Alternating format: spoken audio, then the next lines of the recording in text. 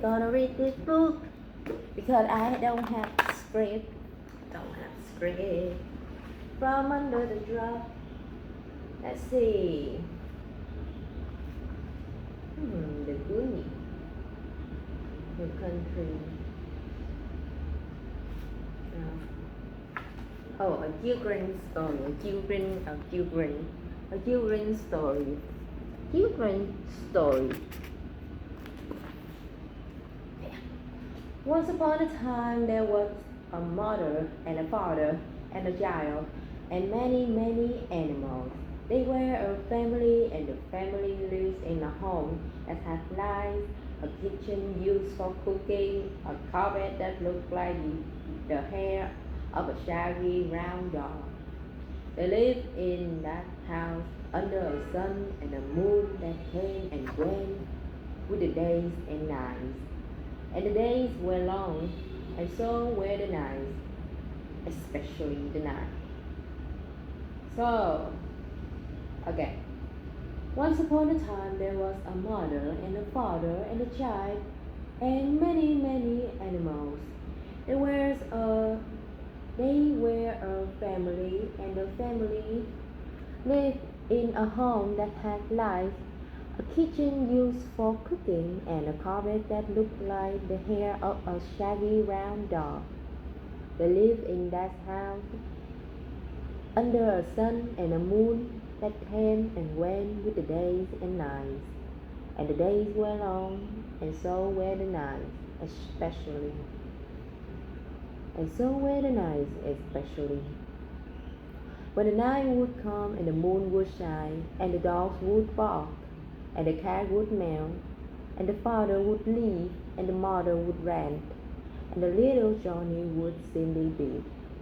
One night the mother used the phone many, many times trying to find the father who was out driving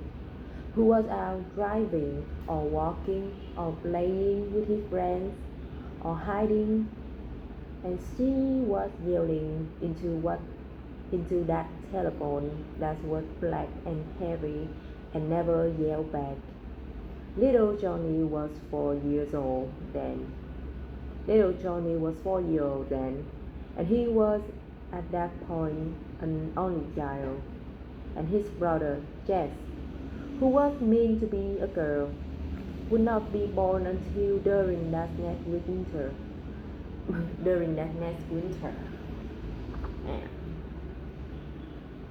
And, but it was summer now, a hot, wet, wave San Fernando Valley night, and the moon was high in the air, looking through the clouds and lightning. Little Johnny's face up very, very again.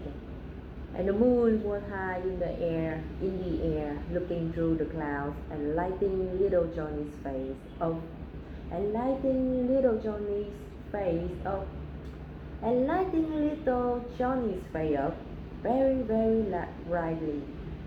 The mother screamed into the phone behind him something about assholes and another lady and hell and what she was going to light the house on fire if he did not come home.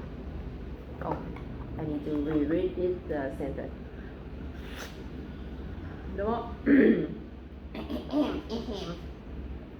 The mother screamed into the phone behind him something about asshole and another lady and hell and what she was going to light the house on fire if he did not come home.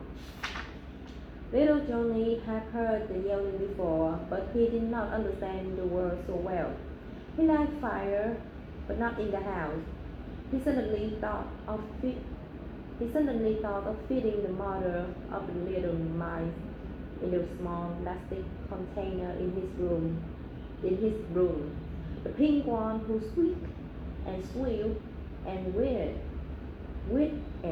and withered.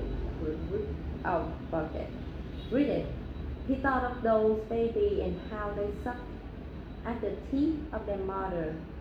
He imagined himself sucking at the teeth of a mother who might hold him softly and made him feel like he was floating in a thick cloud with no rain and warm that never cold, never cooled.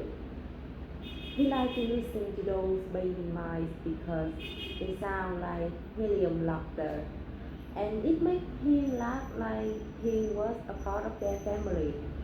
But for now, he looked at the moon in the sky, and the moon looked back at him, and he read, and the red fog and the window blurry before him, and the red fog and the window blurry before him. The mother behind him screamed and drew the phone down so hard that it broke. Again, the mother behind him screamed and drew the phone down so hard that it broke. That it broke. That it broke. Broken. That it broke the glass table below it. The mother behind him screamed and drew the phone down so hard that it broke the glass table below it. He was startled by it, and he again looked to the moon and tried not to shake. The mother ran through the hallway of the back of the house.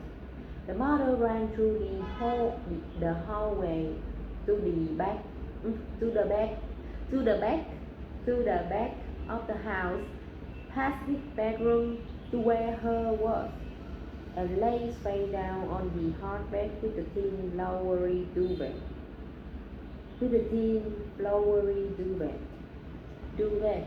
There was no moon on that side of the house, so little Johnny waved goodbye to the moon and walked down the hallway after the mother, even though he was scared. When he arrived at the end of the bed, where the mother's feet were, her toe pointing toward the floor, he touched the mother's ankle, and the mother began to weep. It was rare that the mother would cry. She liked yelling much more. After a long time, the father came home. The lights were off inside the house, and Johnny was patting the mother's head with his little hand. A red hue washed upon the wall of the hallway, and then the engines of the father's truck went silent. The mother stood up and ran toward the silence, and little Johnny could only hear the soft way of her steps fade away.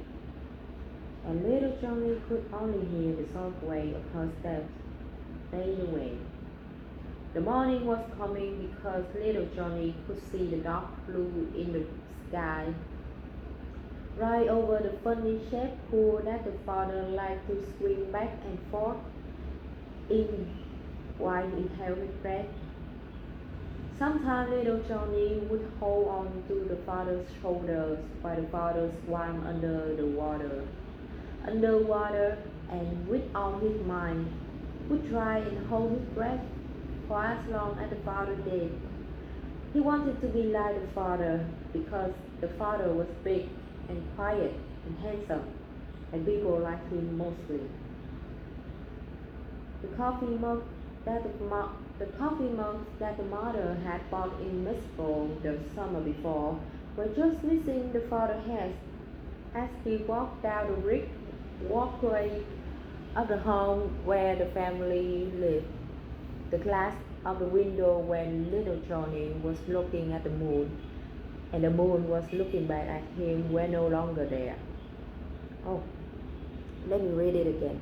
I will read that sentence again. That one was good. That is good. Then he good at Friday. The glass of the window where little Johnny was looking at the moon and the moon was looking back at him were no longer there. The windows were now in sharp pieces all over the carpet that looked like curly brown dog hairs, and all over the rash that had just been mown early the day before. The mother screamed and told the father to leave, even though the father had just got in there.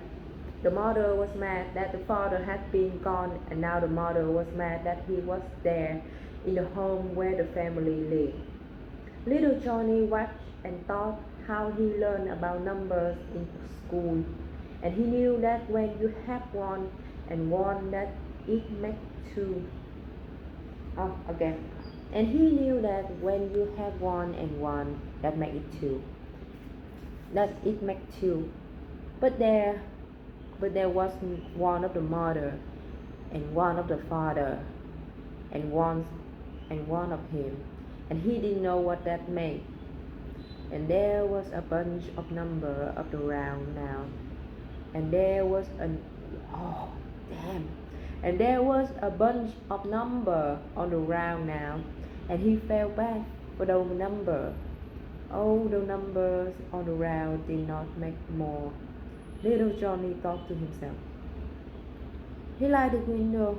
He liked the window when it was one, and when it was one, and he liked the moon when it was one, and he thought of himself as being one, and he liked himself that way. Wow. Let's do more in this chapter, but I don't have enough time for that today. So I will pause.